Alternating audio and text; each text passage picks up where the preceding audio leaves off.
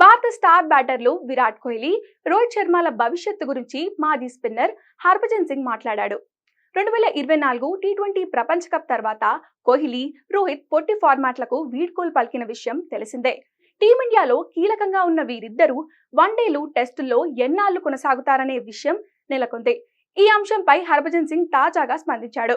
Captain Rohit Sharma మరో 2 సంవత్సరాలు సులభంగా ఆడగలడని, జట్టులో ఫిట్నెస్ కలిగిన ఆటగాళ్లలో అతడు కూడా ఒకడు ఉన్నాడని పేర్కొన్నారు.